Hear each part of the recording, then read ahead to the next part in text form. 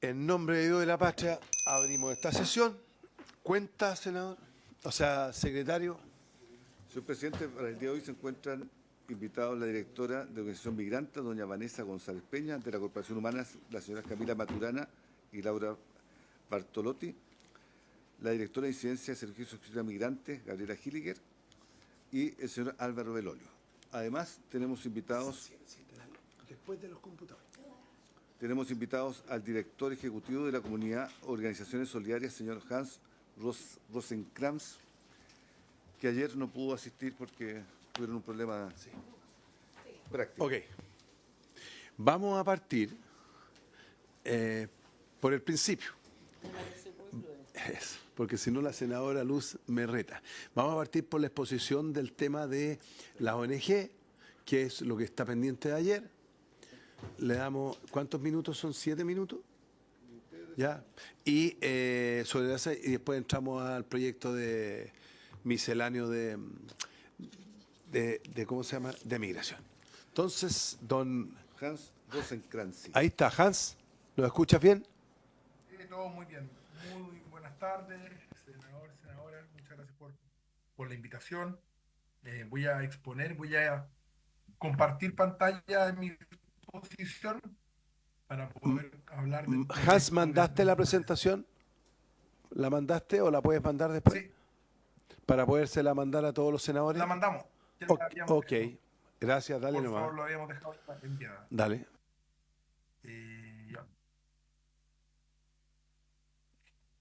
Ya. Tiro.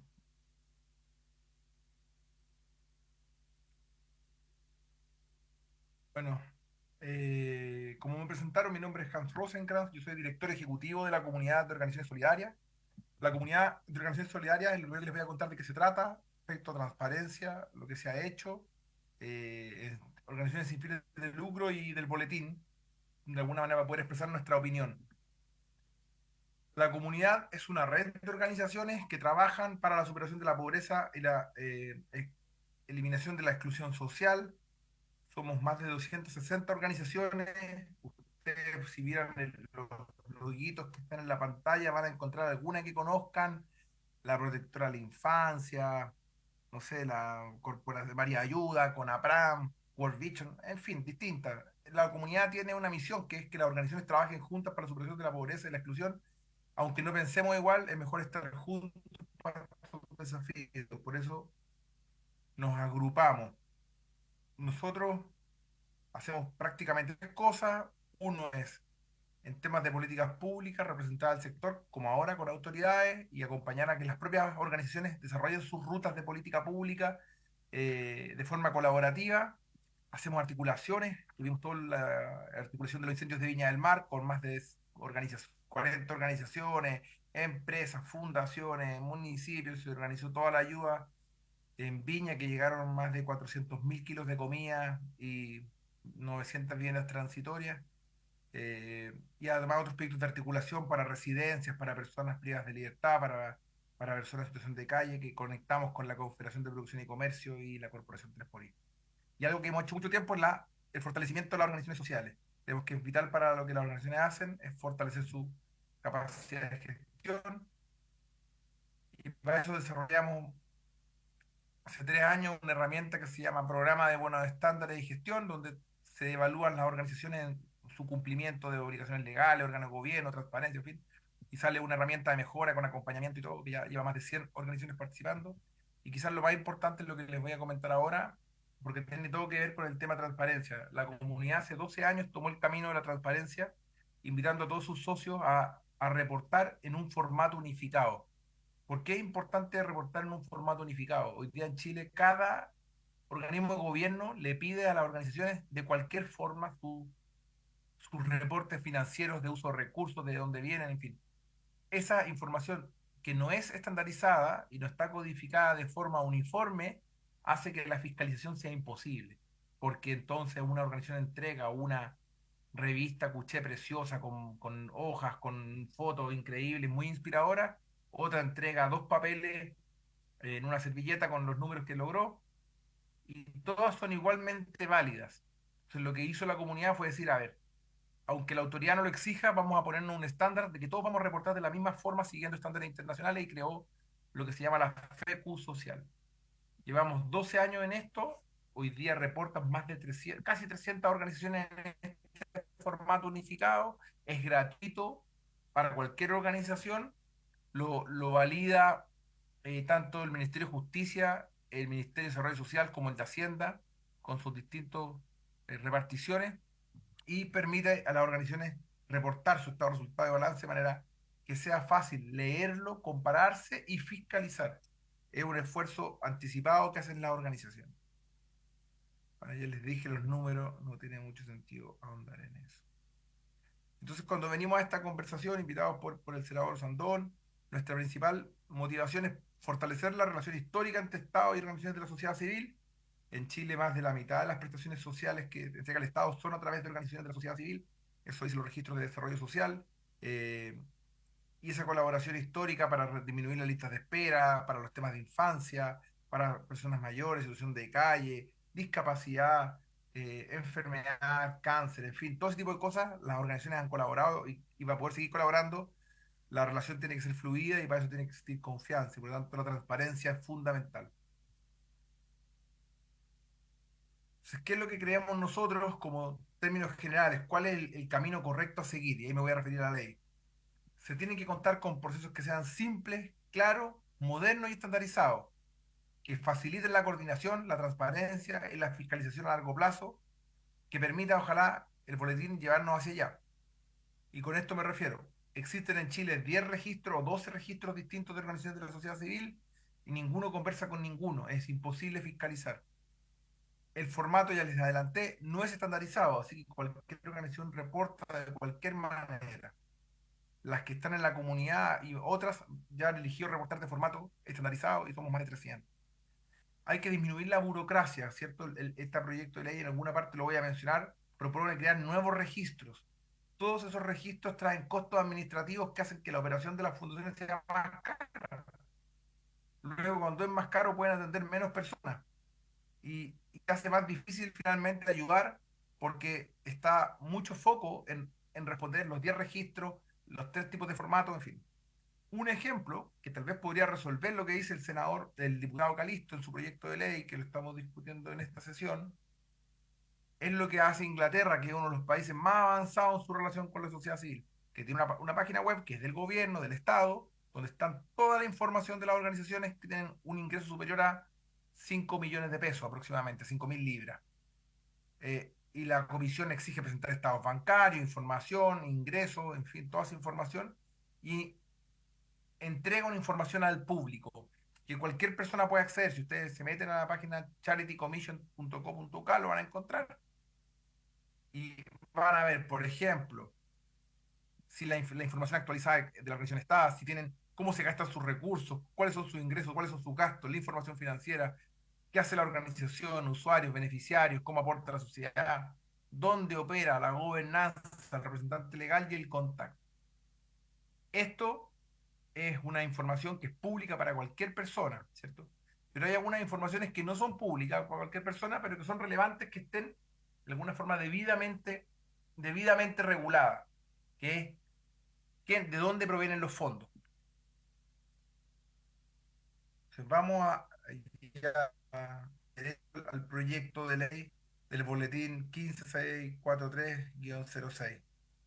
Nosotros creemos que va en sentido correcto avanzar en transparencia para organizaciones en la medida que esto nos permita avanzar con medidas que no sean discriminatorias solo para algunas organizaciones, sino para todas, que sean medidas que simplifiquen, pero al mismo tiempo faciliten la fiscalización, como las que yo les he mencionado. Yéndonos punto por punto, eh, la, el, el boletín propone generar un registro de ingresos y mecanismos. O sea, usar un registro. El registro actualmente que propone la ley no existe. O sea, sería crear una nueva institucionalidad, la cual en este proyecto de ley tampoco viene con recursos. Por lo tanto, tememos que lo que nos pasa en la mayoría de las otras divisiones del gobierno, que va a ser de muy poquito impacto, poco funcionario, poca capacidad de gestión y por lo tanto no va a permitir una fiscalización adecuada.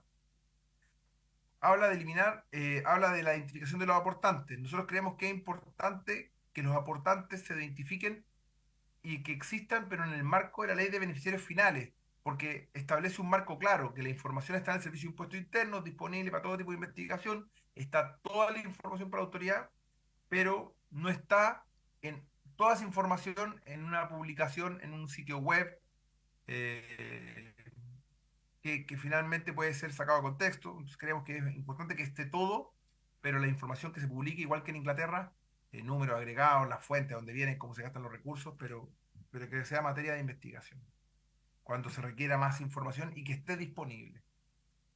Que creemos que se define que el reglamento tiene que decir cuál es una ONG. Hoy día la ley 20.500 ya lo define y por lo tanto esta idea de definirlo acá podría ser contradictorio a la ley que ya existe, que es la ley 20.500.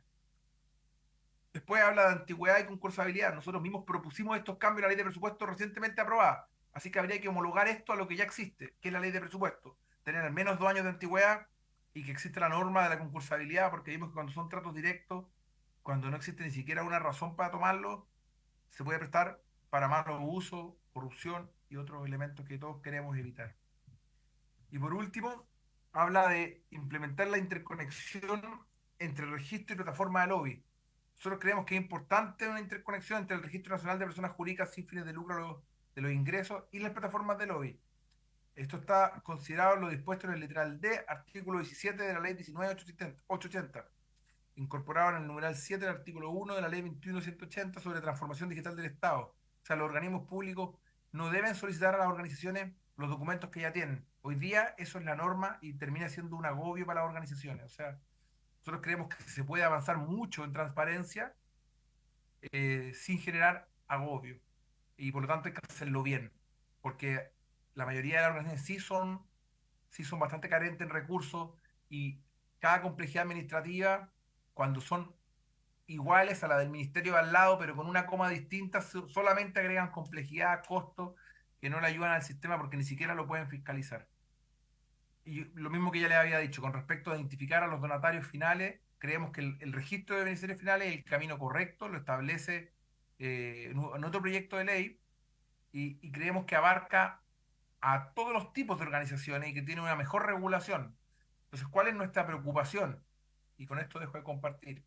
Nuestra preocupación es regular de una manera muy simple, en el sentido de que ya pongamos, qué rico, más control, más limitación, más transparencia, pero sin institucionalidad, sin recursos, sin conversar con los otros articulados, finalmente va a desincentivar a los donantes, por un lado, va a complejizar a las organizaciones a tener que darle respuesta a muchos más servicios, eh, a responderle de distintos lados, y va a ser ineficiente el Estado. El Estado tiene pocos recursos y tiene que dedicarlo a que funcione bien. Entonces se debe intentar empujar una idea de eficiencia en el Estado a través de plataformas unificadas, que además va a ayudar. Solo un dato, y con esto termino. Hoy día existen, solo para las organizaciones sociales, 3 tipos de fiscalizadores. En el Ministerio de Desarrollo Social son 3 personas, en el Ministerio de Justicia son 3 personas y en el Ministerio de Hacienda son 3 personas. Y tienen que fiscalizar miles de organizaciones con formatos no unificados. Realmente es imposible, no lo pueden hacer. Entonces tenemos que tener una estrategia unificada para que el Estado pueda ser realmente un buen controlador, un fiscalizador adecuado, y no por crear más registros, eso va a pasar al revés, va a ser más costoso, más ineficiente y no nos va a funcionar. Y tal vez lo que queríamos que es promover la transparencia de una manera más clara para la ciudadanía y para las personas que quieren saber respecto a eso. Esa es mi exposición. Me quedo atento a preguntas o lo que necesiten. ¿Hay alguna posibilidad, Hans, que nos mandes una minuta resumen con los puntos concretos de tu propuesta en el tema de... Sí, de entiendo que la mandamos, pero si no la mandamos de inmediato, viene punto por punto, línea por línea con el articulado del proyecto. perfecto. Eso. ¿Ofrezco la palabra? Senadora, ¿no? ¿Está claro? No, ya. Muchas gracias, Hans. Vamos a revisar tu presentación, esa que tú mandas punto por punto, y se le va a entregar a cada uno de los señores, de las señoras y señores senadores, para cualquier cosa tomen contacto contigo. Muchas gracias por la exposición. Gracias a todos los senadoras y los senadores presentes por poner atención y escuchar. Muchas gracias. Gracias. Entonces ahora vamos a ofrecer la palabra. A ver, veamos cuántas personas son para dividir el tiempo. Son 4 las exposiciones, son 4. Había una quinta exposición que parece que se equivocaron, que alguien planteó que el ex subsecretario Gali también iba a exponer. No, nadie lo planteó. Puede ser en otra comisión. Pero No, era en esta comisión. Bueno, pero veamos si es... Espérate. está la Organización Migrante, doña Vanessa González, la Corporación Humanas, doña Camila Maturana, la directora de Incidencia de Ejército Migrante, doña Gabriela Gilliger, y don Álvaro Belolio. Ya, entonces vamos a hablar de... 7 minutos, pero contabilícenos, por favor, porque si no, no... Ya. ¿Por quién vamos a partir? Usted está acá. Ya. Gabriela Gilliger. Gabriela, usted tiene 7 minutos. Gracias.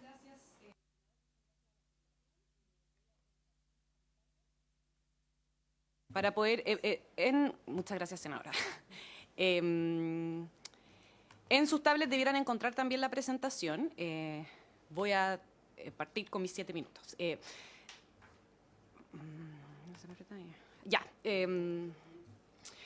Voy a referirme a cierto articulado. Este proyecto viene desde la Cámara y es presentado por el Ejecutivo. Tiene varias nudos críticos que creemos, lo expusimos en su momento en la tramitación en la Cámara, pero nos vamos a focalizar en ciertos artículos y en especial énfasis con respecto a niñez migrante y con respecto a nacionalización, con breves referencias al final a otra parte del articulado. En la modificación que se propone en el proyecto de ley, en el artículo 17, su redacción queda incorporándose esta indicación parlamentaria en la que se indica que el acceso a la educación, que el Estado garantizará el acceso a la enseñanza escolar, preescolar y media en las mismas condiciones que los nacionales, está perfecto, pero se agrega aquí que tal derecho no podrá denegarse a causa de su condición migratoria, pero sí podrá priorizarse para asegurar el derecho de los nacionales. Y no voy a continuar con el articulado porque esta minuta también les ha llegado y ustedes tienen conocimiento del proyecto de ley. Y a su vez que los niños, niñas y adolescentes deben enrolarse de conformidad a lo dispuesto en el artículo 44 de la presente ley.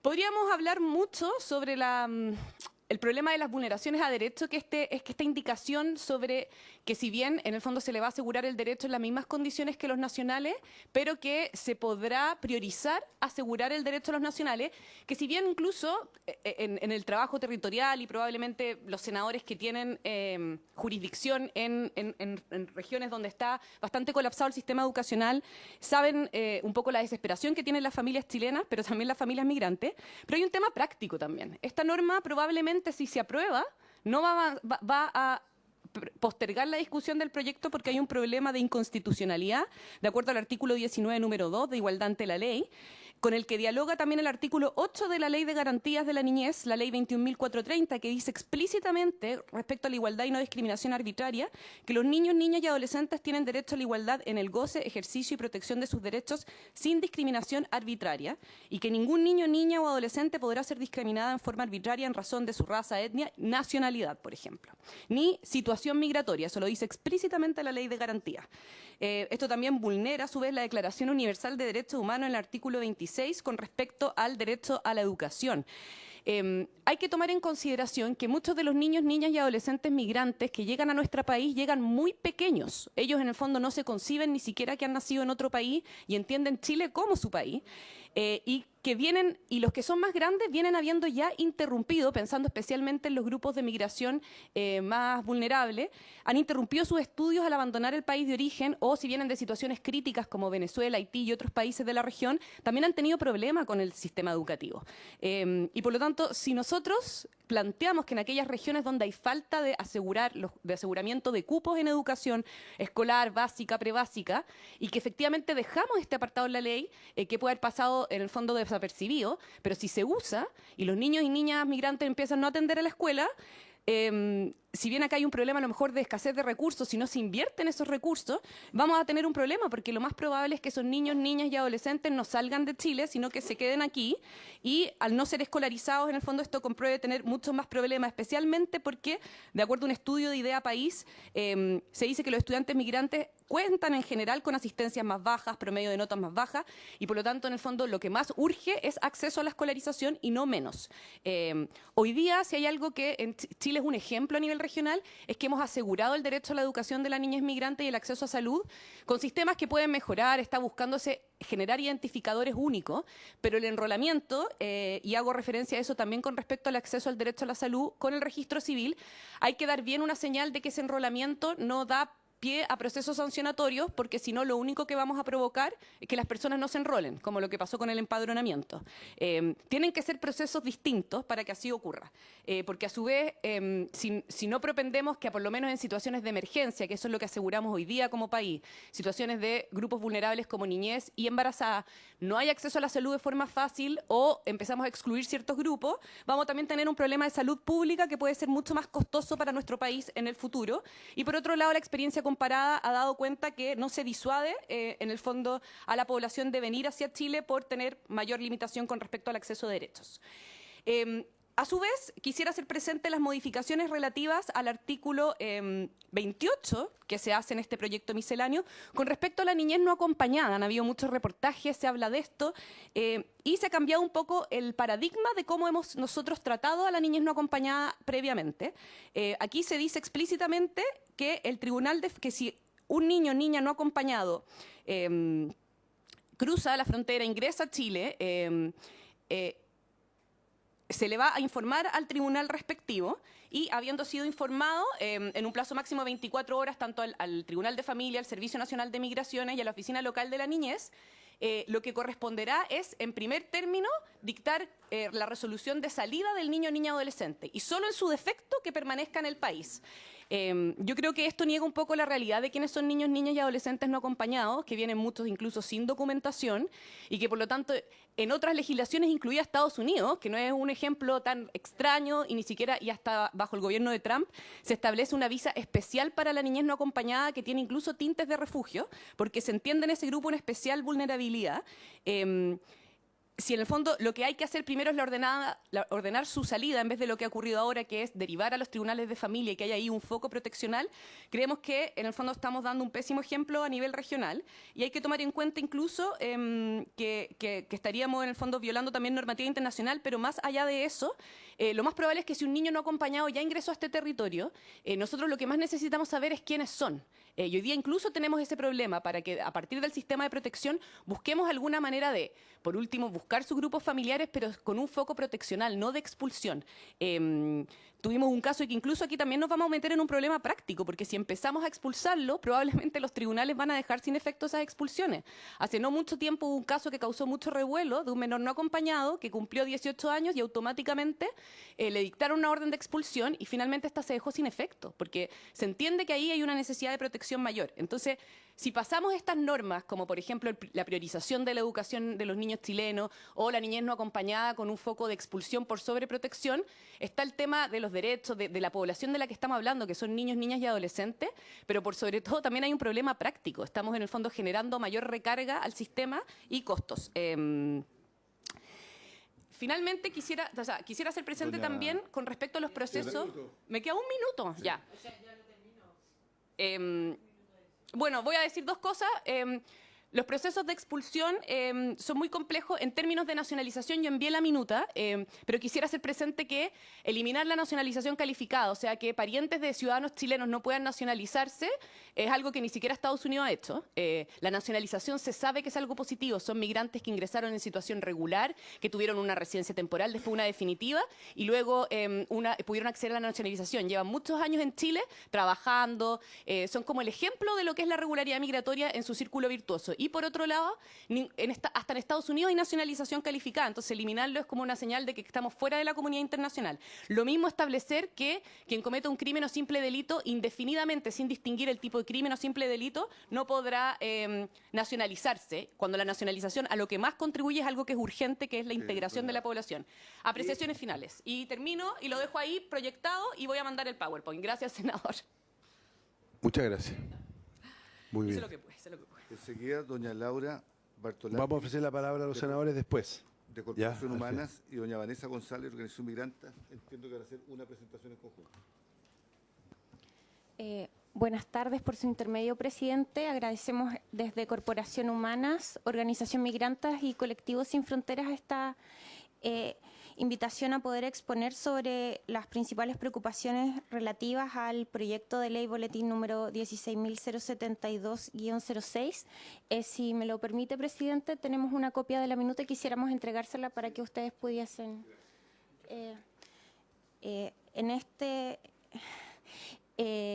Vanessa González, de Corporación Migrantes, es quien va a hacer la exposición en representación de las tres organizaciones.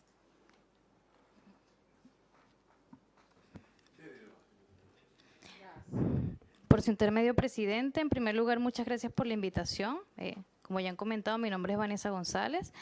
Y bueno, venimos entre las tres organizaciones con ciertas preocupaciones sobre algunas de las disposiciones en este proyecto que busca modernizar la ley de migraciones. Y estas disposiciones que nos preocupan tienen que ver justamente en materia de salud, educación, vivienda, incluso justicia, y que puede impactar significativamente la vida de las mujeres y niñeces o adolescencias migrantes en Chile. Con respecto a la situación de niños, niñas y adolescentes migrantes, hay temas que ya no voy a reiterar, pero reforzar que efectivamente el imponer mayores barreras limitará aún más accesos a los servicios esenciales como la salud. En esto nos referimos a que sea un requerimiento obligatorio contar con un enrolamiento. Esto efectivamente va a afectar a los grupos de especial protección. Es relevante señalar que actualmente las brechas de afiliación en salud para la población migrante son muy altas. De acuerdo a la CACEN del año 2022, el 26% de las personas nacidas fuera de Chile se encuentran fuera de la afiliación del sistema de salud, lo que es mucho más alto a un 3,9% de personas nacidas en Chile en esta misma condición. Por tanto, condicionar el acceso a nuevos procedimientos administrativos pensamos que puede agudizar más esa brecha, ¿no? Y tomamos las palabras de la relatora especial de las Naciones Unidas, la Len Mofoken, que vino unas semanas a Chile, experta en salud, manifestó que efectivamente hay diferentes barreras y situaciones discriminatorias que son preocupantes hacia la comunidad migrante, y es por eso que recomienda a Chile el deber de eliminar las disparidades en el acceso a la salud que surgen de xenofobia, discriminación racial y otras formas conexas de intolerancia. Con respecto a esto, también están las barreras en el acceso a la educación de los niños, niñas y adolescentes migrantes. Efectivamente, la priorización que se establece en las modificaciones incrementará la exclusión y discriminación estructural, que actualmente ya existe. De acuerdo a la información que reporta la CACEN del 2022, se identifica una brecha en asistencia al sistema escolar, con un mayor porcentaje de niños, niñas y adolescentes extranjeros de 4 a 18 años, que justamente en el 2022 no asistieron al sistema escolar, siendo un 10% comparado con quienes son nacidos en Chile, que son un 4%. Esta brecha es aún mayor en quienes llegaron en los años 2021 y 2022, entre quienes la inasistencia escolar asciende a un 28%, demostrándose entonces los datos, aunque el proyecto de ley en cuestión establece que la condición migratoria no será un impedimento, sí establece una jerarquización que impondrá barreras, estableciendo una discriminación sistemática y que puede reforzar narrativas xenófobas y estereotipos que ya hemos visto, profundizando la marginación social de los niños, ¿no? Vulnerando distintas normativas, lo que ha reforzado la Defensoría de la Niñez hace unas semanas también en una declaración pública con respecto a estas medidas. Y con respecto a la expulsión de los niños, niñas y adolescentes migrantes, también reforzar que justamente esta medida resulta alarmante, puesto que está la posibilidad de que se expulsen a menores de edad si sus padres, madre, guardador o cuidador principal enfrentan unas sanciones de expulsión. Esta decisión ordenada por el Tribunal de Familia no solo pone en riesgo el bienestar y desarrollo de los niños y niñas, sino que también vulnera principios fundamentales de protección infantil, como la unidad familiar y el interés superior de los niños, ¿no? Con respecto a esto, también tenemos ciertas preocupaciones sobre el devenir de las mujeres migrantes en Chile. Nos preocupa especialmente mayores obstáculos para la regularidad migratoria. El proyecto de ley plantea medidas desproporcionadas que penalizan a las personas migrantes en su regularidad. Ya no estamos hablando de personas en condición irregular, ¿no? Por ejemplo, la revocación de solicitudes o permisos de residencia por faltas menores que no constituyen delitos o el rechazo por incumplimientos administrativos que pueden ser subsanados, ¿no? Estas disposiciones, especialmente en los artículos 88 y 90, sentimos que refuerzan un enfoque punitivo, ya que son medidas desproporcionadas y que penalizan excesivamente a las personas migrantes que ya están en condición de regularidad y contribuyen al país en sus diversas formas, ¿no? Poniendo en riesgo la regularidad migratoria, que es uno de los principios de del sistema migratorio actual por situaciones que podrían decantarse en estigmas y prejuicios, dejando espacio a la arbitrariedad de las instituciones. Esto afectaría en su mayoría a mujeres migrantes. Un ejemplo concreto, por ejemplo, tiene que ver con el trabajo informal que muchas de ellas ejecutan por las brechas laborales y de género, y que eso puede poner en riesgo su estadía en el país y en riesgo a sus familias, ¿no? Y con respecto a esto, otras medidas tales como la vulneración del derecho, como la presunción de inocencia y el debido proceso, artículo 135, que se establece que el subsecretario de Interior puede ordenar la expulsión de personas migrantes con causas pendientes por simples delitos sin esperar la conclusión del proceso judicial, ¿no?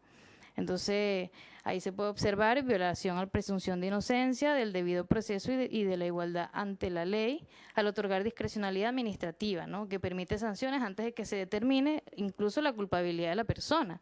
Entonces, es muy importante proteger el debido proceso y, bueno, también lo que tiene que ver con la vivienda. Otra medida alarmante es que se sanciona a los arrendatarios que justamente arrienden inmuebles a personas en condición migratoria irregular, ¿no? Entonces nos preocupa qué ocurriría en ese caso, cómo más de 182.000 personas, que son las que, por ejemplo, están empadronadas, terminarían en situación de calle o en situaciones de mayor precarización habitacional y hacinamiento, sabiendo que eso es también una grave dificultad que se está enfrentando actualmente, ¿no? Entonces también por temas prácticos, pero también por la desprotección que muchas mujeres y niñeces estarían enfrentando al estar en esta situación de calle, ¿no? Y bueno, es por eso que también, recogiendo las recomendaciones del Comité para la Eliminación de la Discriminación contra la Mujer en su reciente informe hacia Chile, que justamente observa con preocupación. Un minuto. Gracias. Que justamente observa con preocupación distintas persistencias en torno a la discriminación a distintos accesos, es que justamente tenemos algunas propuestas para perfeccionar la ley migratoria que están en el documento que ustedes tienen y justamente creemos que estos aspectos deben considerarse. Velar por la protección de los niños, niñas y adolescentes migrantes, garantizando los principios de no discriminación, todas las normativas que justamente protegen los derechos de la niñez y de sus garantías, ¿no? El garantizar el debido proceso, la proporcionalidad de las sanciones migratorias, justamente establecer mecanismos claros y transparentes que aseguren las garantías procesales de todos los procedimientos relacionados con los distintos ámbitos migratorios. El facilitar el acceso a la regularización migratoria, especial urgente a las personas que ya fueron empadronadas, no tienen antecedentes penales, y también grupos de especial protección como mujeres, diversidades sexuales, niños, niñas y adolescentes migrantes, junto con eliminar las diferentes barreras que ya han sido mencionadas también en esta presentación. Muchas gracias, doña Vanessa. En todo caso, su presentación está incorporada. Muchas gracias. Y la presentación está incorporada, además está mandada disponible por mail para todos los asesores. Muchas gracias. Ahora sigue Álvaro Belolio. Don Álvaro Belolio. ¿Está conectado, Álvaro? Sí. Buenas tardes, senador, presidente. Muchas gracias por la invitación. Tiene 7 minutos, don Álvaro, autorizado por la senadora Luz. Muchas gracias, senador. Les voy a compartir la presentación. El WhatsApp está caído en este minuto, así que pero lo haré a la brevedad. Quiero hablar brevemente sobre las modificaciones a la ley 21.325, avances, desafíos. El objetivo general se modifican 56 indicaciones, de las cuales fueron aprobadas 55, principalmente en temas de igualdad de condiciones, especialmente acceso a servicios, modificaciones en temas de nacionalización, modificaciones lo que tienen que ver con procesos sancionatorios, transportes u otros. En general, es bien relevante y rápidamente cómo ha ido evolucionando los flujos en Chile. En general, entre el año 2016 y principios del 2019, entraron a Chile y se quedaron cerca de 1 millón de extranjeros, principalmente que se presentaron como turistas, pero su intención no era turismo. Y desde el año 2022 a la fecha llevan cerca de 125.000 ingresos clandestinos. Por lo tanto, las señales que da Chile sobre este tema es bien relevante y creo que la ley ayuda en algunos temas. El tema de nacionalización, yo personalmente creo que quedó un poco raro, principalmente la lógica que hoy en día piden 5 años de residencia para nacionalizarse y cambia la norma a 10 años de residencia definitiva. ¿Y por qué hago tanto énfasis en residencia definitiva? Porque hoy en día el gobierno está demorando más de 3 años en otorgar una residencia definitiva y debe tener una visa por 1 o 2. Por lo tanto, lo están aumentando de 5 a 15 en la práctica. Que la decisión de cuántos años se necesitan para nacionalizar es arbitraria, una decisión razonable, pero pasar de 5 a 15 es más del doble del promedio que hay en Latinoamérica y probablemente casi el triple del promedio del mundo. Yo creo que es un número que se podría revisar. De hecho, hay una propuesta de los senadores que lo aumentaba de 5 a 7. La eliminación de la nacionalización calificada, ese era con 2 años. Efectivamente, la nacionalización calificada existe en varias partes del mundo, pero antes no existía, y según la información que ha entregado el mismo Servicio de Migraciones, tampoco son muchos casos, pero es interesante ver si puede haber cierta excepcionalidad en los tiempos, en los plazos. Y por eso es tan arbitraria la medida que se establece de que los deportistas pueden solicitar la nacionalidad a los 2 años. Porque un deportista así, no un músico, un médico, un defensor de los derechos humanos, yo creo que ahí hay una variable adicional. Y lo que sí creo que es razonable, que fue el rechazo de los requisitos de la prueba de conocimiento, específicamente que se establecía de que el gobierno podía hacer preguntas en materia de género, derecho humano, otras condiciones, pero quedaba muy al criterio del gobierno de turno. Yo me imagino perfectamente un gobierno el cual, por ejemplo, pregunte cuál es el mejor presidente de la historia de Chile. Y dependiendo de esa respuesta es si se le aprueba o no la nacionalidad. Por lo tanto, se podría ocupar con criterios políticos esta prueba para rechazar o para filtrar o para castigar políticamente a quienes piensan de forma distinta.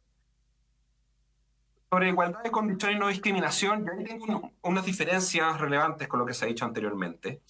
Acá está el ejemplo de la resolución exenta número 15 del año 2022, realizada por la JUNJI, donde establece que la prioridad número 1 en acceso a jardines infantiles son niños en situación irregular de inmigración, donde efectivamente sus padres no tengan carnet de identidad. Prioridad número 2, hijo de madre adolescente chilena. Prioridad número 3, hijo de madre que pertenece a los pueblos originarios. Claro, esto efectivamente en ciudades como Viña del Mar o Ñuñoa no genera mucho efecto, pero en Alto Hospicio, en Iquique, en Arica, en Calama, en Antofagasta, en Independencia, en San Antonio, esta prioridad hacia los hijos de extranjeros clandestinos está generando graves problemas de cohesión. Yo creo que decir que efectivamente uno no puede normar esta materia para no establecer una prioridad cuando la política actual privilegia a quienes ingresan clandestinamente por sobre los nacionales y por sobre los extranjeros que solicitan visa, creo que genera una dificultad relevante. Entonces, viendo efectivamente, y sí creo que hay un tema bien relevante, que el artículo 15, por ejemplo, en el acceso al derecho a la salud, establece que los extranjeros tendrán acceso a la salud conforme a los requisitos, existiendo las mismas condiciones económicas, la situación migratoria no será circunstancia de ventaja o priorización, no como es en la actualidad en materia de educación, donde la situación migratoria es una ventaja concreta, una prioridad por sobre los nacionales. Ahora bien, por el tema en el acceso a educación, creo que puede efectivamente considerarse que es incoherente con el resto del texto, que se podrá priorizar para asegurar el derecho de los nacionales. En ese sentido, una propuesta, lo que existe en el boletín 15.439, que es una moción desde el Senado, en que establece que en todos aquellos casos que la normativa hace referencia a la igualdad de condiciones, no se podrá interpretar como un mejor trato para los extranjeros respecto a los chilenos, pero, dado ese servicio que se encuentra colapsado, hablando de solicitantes chilenos, no podrá pedirse a los extranjeros. Y acá justamente tiene que ver con el hecho de que hoy en día, y nosotros hemos hecho encuestas a los migrantes y les preguntamos por qué ingresan clandestinamente, y uno de los temas bien relevantes es eso, que la actual política migratoria privilegia a quien ingresa clandestinamente por sobre quien ingresa regularmente e incluso por sobre los nacionales. En la ampliación de causales de expulsión, efectivamente hay una inclusión de falta menor y reiteradas como causales de expulsión, pero con 30.000 expulsiones pendientes hay que ver la efectividad sobre este tema. Y se agregan algunos listados específicos de delitos asociados. Yo creo que también una lógica de técnica legislativa puede ser bueno hacer referencia directa al Código Penal, más allá que seguir ampliando el catálogo. Sí me parecen que son muy razonables, muy atingentes lo que tienen que ver con las solicitudes o las sanciones que se hacen en el caso de transporte de extranjeros que están en condición irregular. El tema de las regularizaciones quedó un poco pendiente esto, un poco inconexo, porque se eliminó el párrafo segundo del artículo 69, que establece que el subsecretario de Interior podrá establecer mecanismos de regularización. pero se cambia el artículo 8 o sea, el numeral 8 del artículo 155, que son las potestades o los roles del subsecretario, que se dice que disponer, en concordancia con los objetivos y criterios de la Política Nacional de Migración, el establecimiento de mecanismos de regulación de extranjeros. Y ahí yo tomo algo que dijo la ministra ayer en la comisión, que dijo que el objetivo de ella era que quien hubiera ingresado clandestinamente, quien estuviera en el registro biométrico y según lo que dice la política migratoria, trabajara irregularmente, por ejemplo, o sea, trabajara sin tener una autorización, ellos lo van a premiar con un proceso de regularización. Yo creo que acá es bien relevante considerar estas dos condiciones. Es muy legítima la postura del Ejecutivo y yo sé que los que están acá, varios comparten esa misma idea, pero creo que también es importante dar la señal. Nosotros, a quien ingresa clandestinamente, lo priorizamos en el acceso a jardines infantiles, en su hijo, y si trabajan irregularmente, muchas veces sufriendo abuso de los empleadores, lo vamos a premiar con una visa. Si esta es la política migratoria, es esperable que la presión migratoria que demora en los últimos años, 125.000 ingresos clandestinos desde el 2022, continúen o incluso se amplíen. Por las decisiones judiciales de interés superior del niño ni adolescente, es razonable que el Tribunal de Familia decida sobre la salida o permanencia. Ese era el objetivo inicial cuando se hizo la ley, cuando se estaba discutiendo la separación del Servicio Nacional de Menores. Don Álvaro, un Pero acá minuto hay más, un tema por bien favor. relevante. Don Álvaro. Sí, me quedo con la mira. La reintegración es más efectiva o puede ser más efectiva en el entorno familiar. A mí me cuesta entender quienes insisten que un extranjero que comete delitos, un extranjero que ha sido condenado en Chile, que no puede obtener visa, se insista que queda en Chile. Un caso específico de una organización religiosa que puso un recurso de amparo para evitar que expulsaran a un narco que traficó 1.600 kilos de droga. Porque justamente creía, ¿cuál es la capacidad de esa persona de reinsertarse o de no, cuando no va a tener una visa en Chile, de seguir colaborando? Entonces, que entregarles la potestad al Tribunal de Familia es relevante. Desafíos persistentes, también la normativa mejora, pero acá hay un grave problema de gestión. Hay una falta de gestión y de capacidad, hay una expectativa de regularización como incentivo y como premio al ingreso irregular, y hay problemas de cohesión asociados a la falta de una propuesta migratoria proactiva. Y finalmente, hay una oportunidad relevante en un sistema migratorio justo, seguro y responsable, y entender la migración como oportunidad. Le agradezco enormemente el tiempo y la preocupación de seguir perfeccionando la normativa migratoria y entendiendo que con la normativa no es suficiente y los incentivos y la gestión es fundamental para tener una migración justa y principalmente responsable. Muchas gracias. Gracias.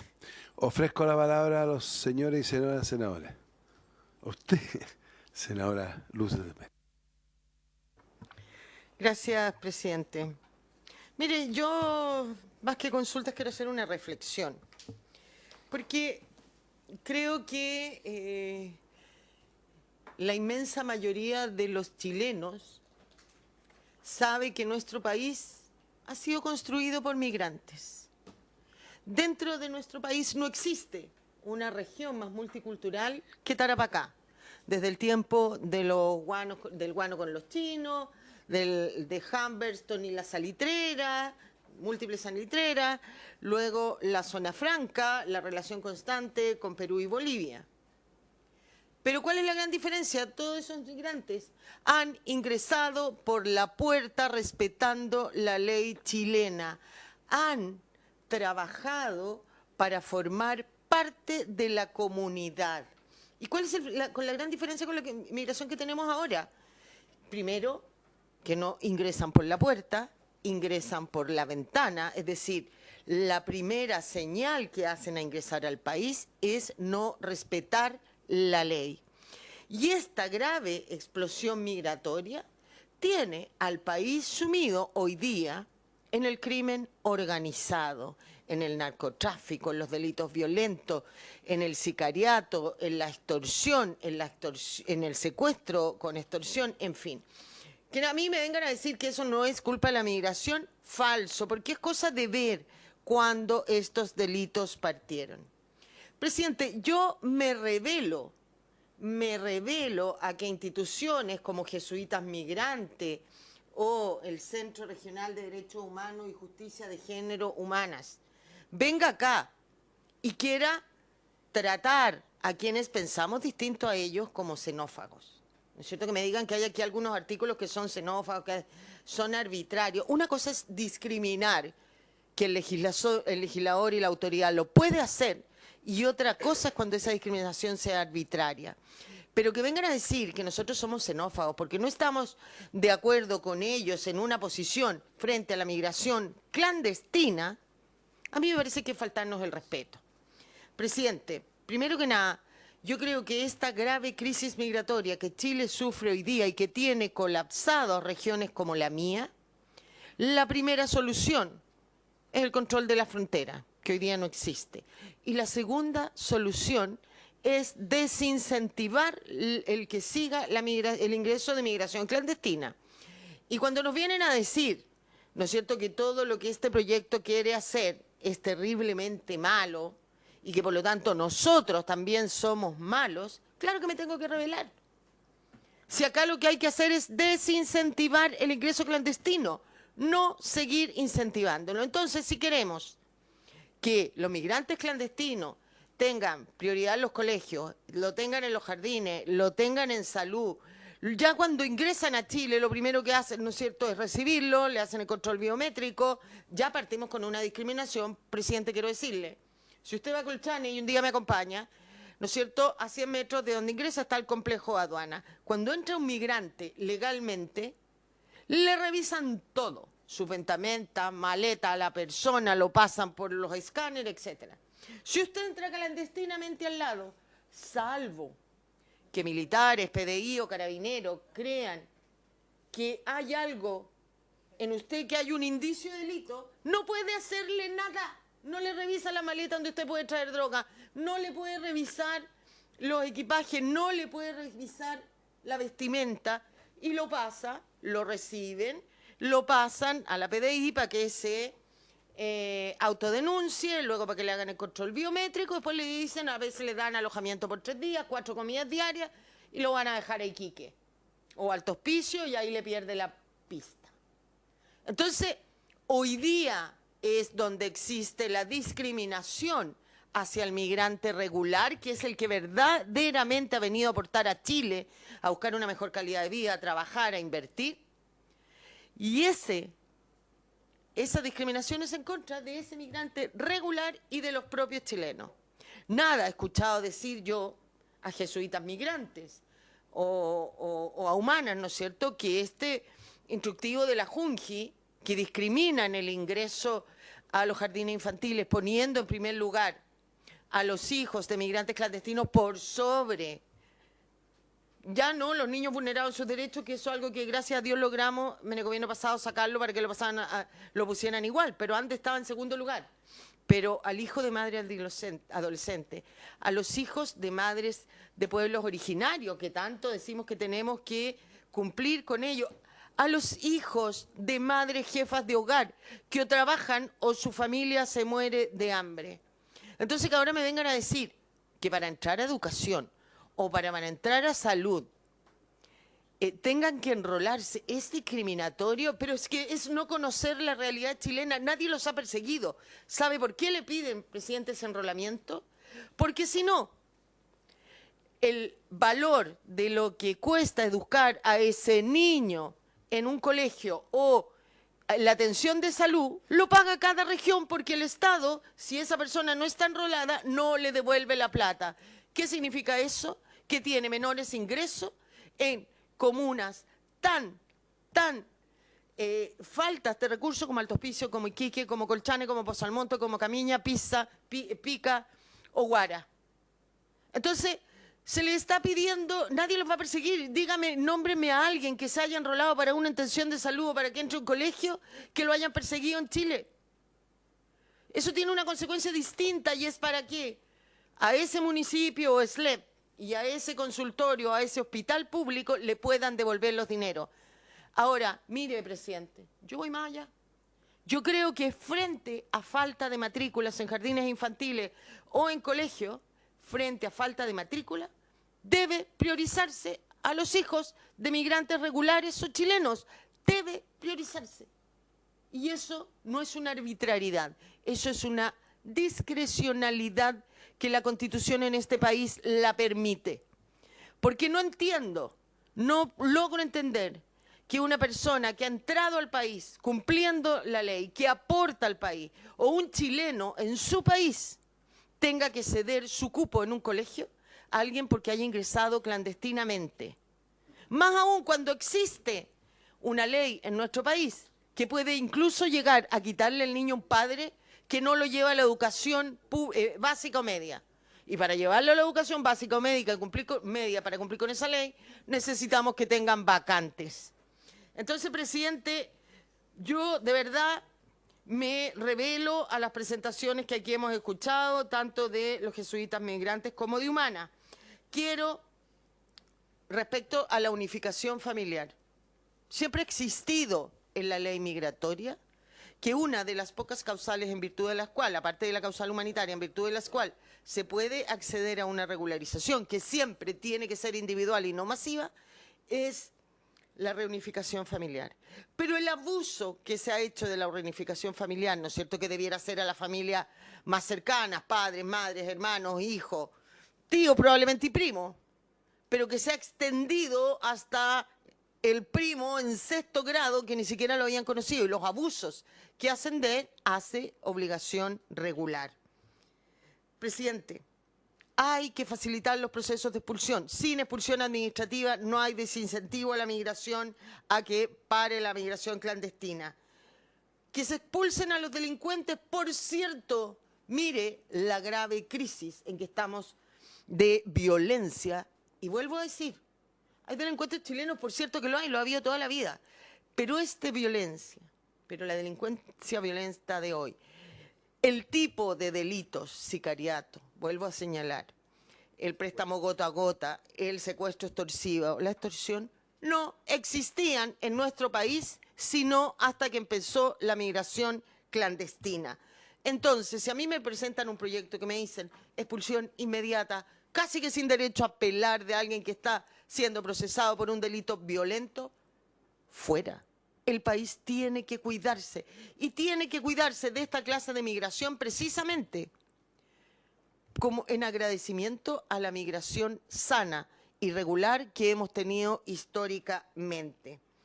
Presidente, vuelvo a decir, que vengan a tratarnos a nuestra propia casa de xenófobos o discriminadores, porque no están de acuerdo con lo que nosotros creemos correcto, me parece una falta de respeto. Y finalmente, lo último que quiero decir, efectivamente, yo les pediría que se acuerden, sobre todo jesuitas migrantes, con quien cuando se tramitó la ley de migraciones en esta misma comisión, llegué a un acuerdo y nos dimos la mano. Después me traicionaron en la Comisión de Hacienda y hicieron que muchas cosas de las que habíamos llegado y aprobado acá, en las que yo había cedido mucho, ellos también, pero habíamos llegado a un acuerdo, las cambiaron en la Comisión de Hacienda porque tenían más senadores que pensaban como ellos. Eso lo único que hace es que uno no vuelva a confiar. De la misma manera que ese proyecto originalmente traía un capítulo para el tratamiento de los niños que ingresaran irregularmente y no acompañados. Y fue la oposición de ese entonces quien lo votó y nos quedamos sin el procedimiento. Entonces no es que no haya habido una preocupación cuando se dictó la ley migratoria por regular qué pasa con los niños, niñas y adolescentes no acompañados. De la misma manera que yo esperaría que instituciones como ustedes también se preocuparan de velar por esos niños, niñas y adolescentes cuando son usados, los obligan en la frontera a ingresar solos para después alegar, ¿no es cierto?, y solicitar la reunificación familiar y que dejen entrarlos a todos.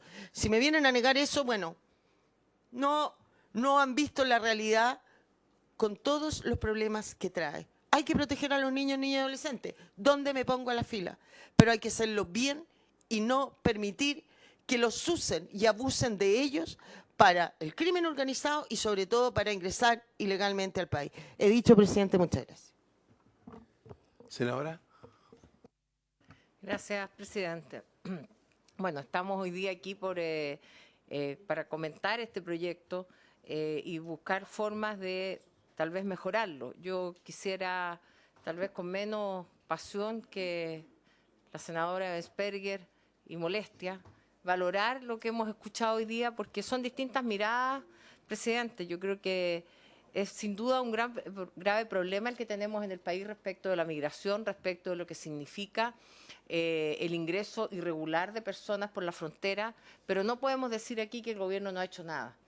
No sé si la propia senadora, pero estuvimos reunidos con el presidente de la República hace pocos meses, donde nos mostraron todo el trabajo que se ha hecho en la frontera. Aquí hay un trabajo de Estado y déjeme decirlo con todo respeto, presidente, el problema de la migración irregular no partió en este gobierno. La senadora Eversberger es senadora por Tarapacá. Todos recordamos con estupor una imagen que para mí quedó grabada y que es representativa de lo que hoy día estamos discutiendo en esta comisión. Niños en una plaza en Iquique, al fines del gobierno de Piñera, donde se quemaban los coches de las guaguas. Entonces, senadora, que también está de presidenta en este momento, yo creo que este es un problema en que no es un problema de chilenos contra extranjeros, no es xenofobia, es una realidad que en el país tenemos, es una realidad que tenemos que abordar y sin duda que este proyecto me parece que es susceptible de mejora y donde hay que distinguir distintos temas. ¿Tenemos delincuentes? Sí.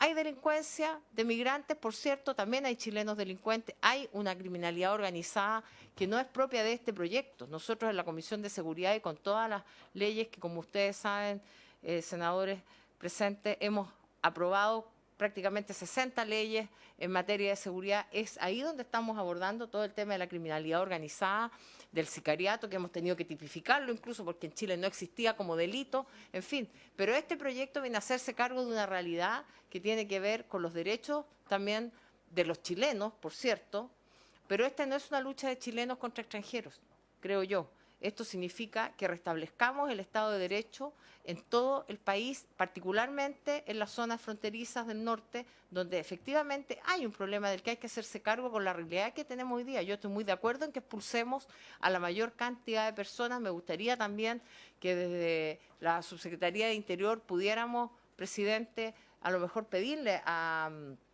subsecretario o a alguien que también venga como invitado.